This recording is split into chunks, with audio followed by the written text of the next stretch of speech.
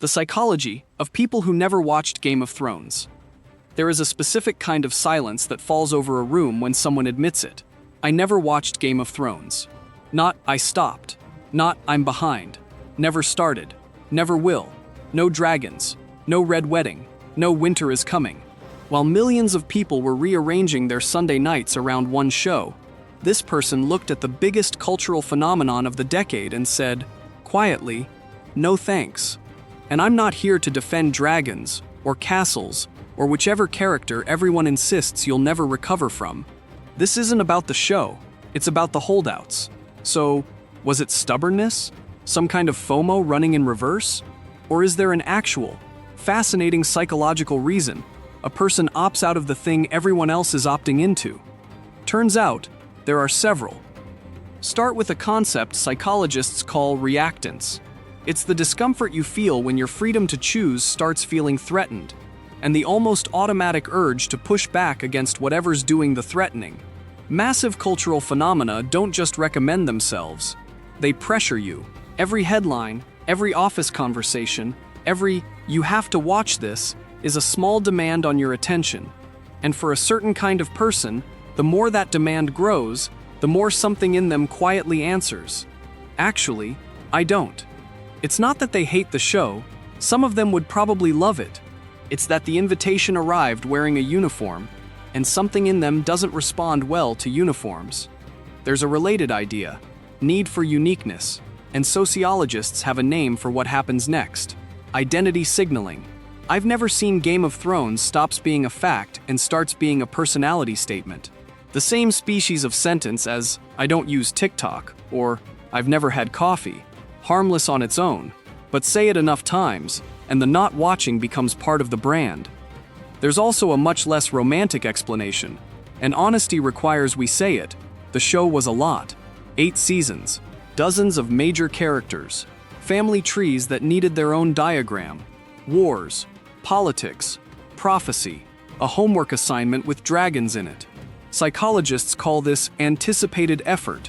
Before we start anything, some part of the brain quietly runs the math. How much energy will this actually cost me? If the perceived cost outweighs the expected reward, we don't refuse exactly. We just never begin. It's the same reason that novel stays on the shelf and that language app stays uninstalled at day 3. And it isn't just this one show competing for the yes, it's everything. Behavioral economists call it the paradox of choice. More options don't make deciding easier.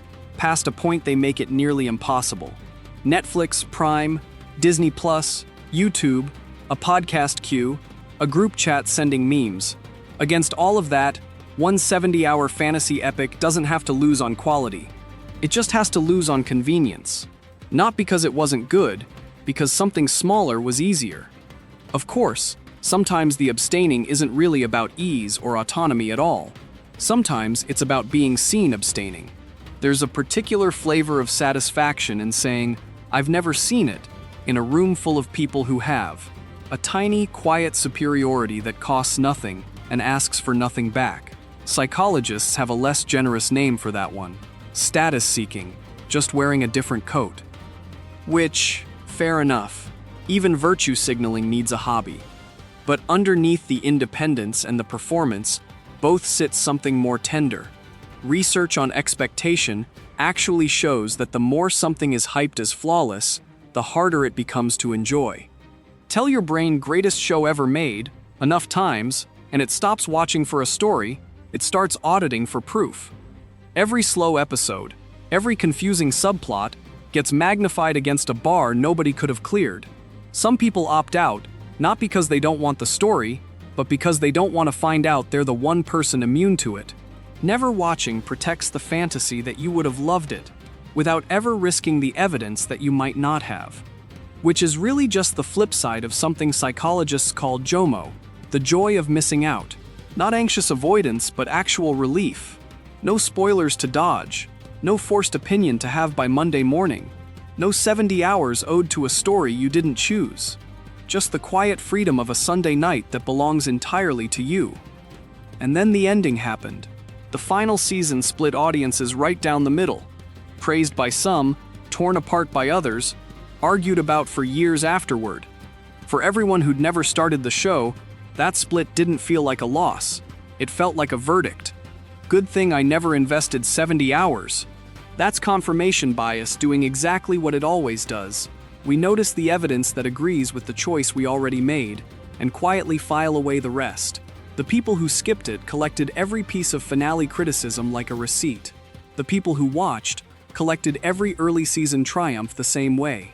Both sides walked away feeling right, which is, itself, the whole story of confirmation bias in miniature. There's something older underneath all of this, too. Sociologist Emil Durkheim wrote about collective effervescence, the strange electricity a group feels when everyone is locked onto the same emotional wavelength at once. A funeral, a World Cup final, a finale that half the internet is live arguing about in real time.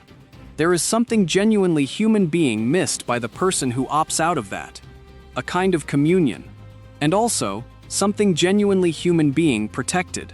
Because the flip side of communion is conformity, and history has never been especially kind to the people who couldn't tell the difference. Someone quietly building a life around what actually interests them, indifferent to whatever's declared mandatory this month, that's not always avoidance. Sometimes it's just someone who already knows what they like, and doesn't need 80 million people to agree before they trust their own taste. So, what does it actually say about someone who never watched Game of Thrones? On its own, not much. They aren't necessarily less curious, less social, or trying to prove a point.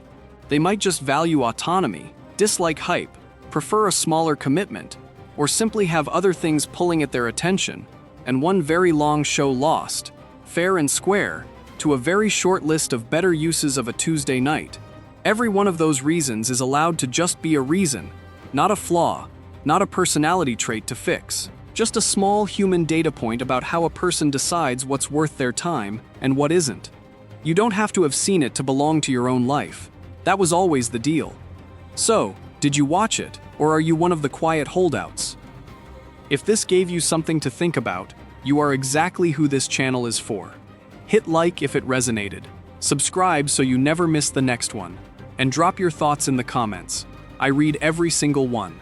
This is the Character Witness. We will see you in the next video.